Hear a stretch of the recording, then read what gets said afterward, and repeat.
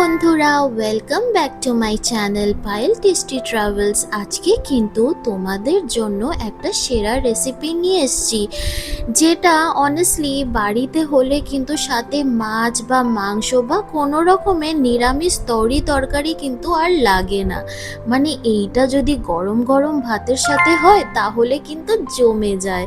তো এই রেসিপিটার নাম হচ্ছে পেঁয়াজ পোস্ত। আর এই রেসিপিটা যেমন ভালো খেতে, ঠিক তার থেকেও বেশি কিন্তু ইজি বানানো। আর গরমকালে সব সময় তো আর সব রকমের তরকারি বা মাছ মাংস তো বানাতে ভালো লাগে না। মাঝে মাঝে এমন সিম্পল খাবারও কিন্তু হেভি লাগে খেতে।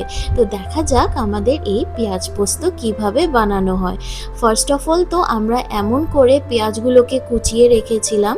তারপর একটা মিক্সার গ্রাইন্ডারের মধ্যে আমরা বেশ কয়েকটা কাঁচা লঙ্কা দিয়ে দিয়েছি। আর এর মধ্যে দিয়ে দিয়েছিলাম হচ্ছে আমরা পোস্ত। আর ওর মধ্যে একটুখানি জল দিয়ে ওটার আমরা একটা পেস্ট বানিয়ে নিয়েছি।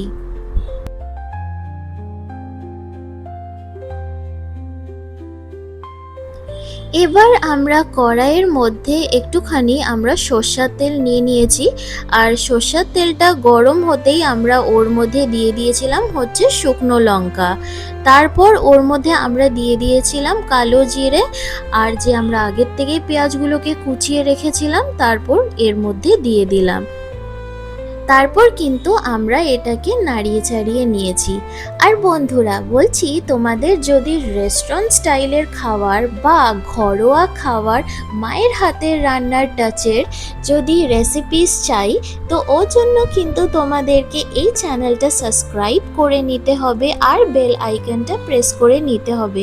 তাহলেই তো এমন টাইপের দারুণ দারুণ রেসিপি তোমাদের নোটিফিকেশনে চলে যাবে। আর যেমন কি তোমাদেরকে আমরা প্রমিস করেছিলাম যে অনেক টাইপের রেস্টুরেন্ট স্টাইলের খাবার দাবার একেবারে শর্টকাট ভার্জনে আনবো, যেন এই গরমকালে তোমাদের ওই বেশিক্ষণ রান্নাঘরে সাফারও না করতে হয়, প্লাস টেস্ট বাজ নিয়েও কোনো টাইপের কম্প্রোমাইজ করতে হবে না। তো অমনি টাইপের রেসিপি কিন্তু অনেক তোমাদের জন্য আসতে চলেছে। তো বলতে পারো একের পর এক দারুণ রেসিপিস এভরিডে তোমাদের জন্য আমরা আনছি। আর একটুখানি আমাদের পেঁয়াজটা কিন্তু ভাজা ভাজা হয়ে গেলে ওর মধ্যে আমরা দিয়ে দিলাম হচ্ছে হলুদ গুঁড়ো। তারপর আবার এটাকে আমরা ভালো করে নাড়িয়ে চাড়িয়ে নিচ্ছি। আর এইটাকে কিন্তু আমাদের ঠিক ততক্ষণ ভাজতে হবে যতক্ষণ না এটা একটা নাইস গোল্ডেন ব্রাউন কালার হয়ে যাবে। আর জানো তো মাঝে মাঝে না এমন টাইপের রেসিপি না খুব ভালো লাগে, স্পেশালি যখন সর্দির মুখ হয়, মানে কোনো কিছু খেতে ভালো লাগছে না। তো এই সব রেসিপিগুলো কিন্তু মানে বানালে না মুখটাও খুব মানে ভালো লাগে, প্লাস এগুলো তো একেবারেই ইজি বানানো, এমন কোনো ঝামেলার কিছু রেসিপিই না। আর সব সময় তো আর মাছ মাংস ভালো লাগে না, মাঝে মাঝে এইসব রেসিপিগুলো কিন্তু খুবই ভালো লাগে গরম গরম ভাতের সাথে। আর আমাদের পেঁয়াজগুলো দেখছি যে একটা গোল্ডেন ব্রাউন কালার হয়ে গেছে। তো এর মধ্যে কিন্তু আমরা যে মিক্সার গ্রাইন্ডারে পোস্তটা করে রেখেছিলাম এর মধ্যে কিন্তু দিয়ে দিয়েছি। আবার এটাকে আমরা ভালো করে নাড়িয়ে চাড়িয়ে নিচ্ছি। তারপর আমরা এর মধ্যে একটুখানি লবণ দিয়ে নিলাম। আর কালারের জন্য আমরা কিন্তু এর মধ্যে কাশ্মীরি লঙ্কার গুঁড়ো দিয়ে নিলাম। হ্যাঁ, তোমরা কিন্তু কাশ্মীরি লঙ্কার গুঁড়োটা অ্যাভয়েড করতেই পারো, এটা জাস্ট রঙটা ভালো হবে ও জন্য কিন্তু দিলাম। আর কিন্তু বেসিক্যালি এটার আর কোনো কাজ নেই, জাস্ট রঙটার জন্যই দেওয়া হয়েছে।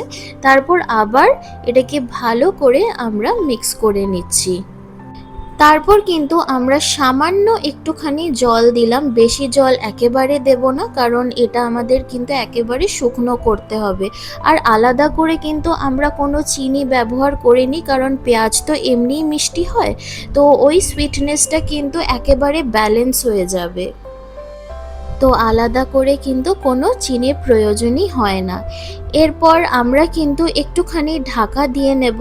আর ঢাকা খুলেই কিন্তু আমাদের পেঁয়াজ পোস্তর কালারটা দেখতেই পাচ্ছ যে কি সুন্দর লাগছে, একটুখানি জল ছেড়ে গেছে।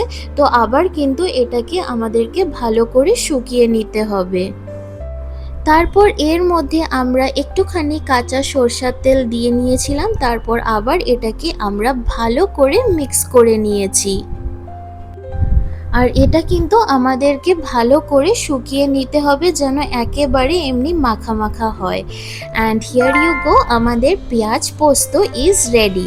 আর এইটা কিন্তু আমাদের এই গরম গরম ভাতের সাথে এনজয় করার জন্য কিন্তু ready. So if you like this recipe then please to like and subscribe my channel and press the bell icon for more such amazing recipes. বাড়িতে কিন্তু প্লিজ তোমরা এটা ট্রাই করো অ্যান্ড আমাকে কিন্তু কমেন্ট সেকশনে জানাতে একেবারে ভুলবে না যে তোমাদের এই রেসিপিটা কেমন লাগলো। অ্যান্ড আবার বলি, তোমাদের জন্য কিন্তু আরও দারুণ দারুণ সারপ্রাইজ রেসিপি আসতে চলেছে। তো তোমরা কিন্তু এই চ্যানেলটাকে সাবস্ক্রাইব করে নিও আর কিন্তু ফলো করে রেখো, তাহলেই কিন্তু এমন টাইপের রেসিপিগুলো তোমাদের নোটিফিকেশনে চলে যাবে। And thank you for watching my video. আবার দেখা হবে তোমাদের সাথে এমনই সুন্দর রেসিপিস নিয়ে। টিল দেন সকলে ভালো থেকো অ্যান্ড বাই এভরিওয়ান।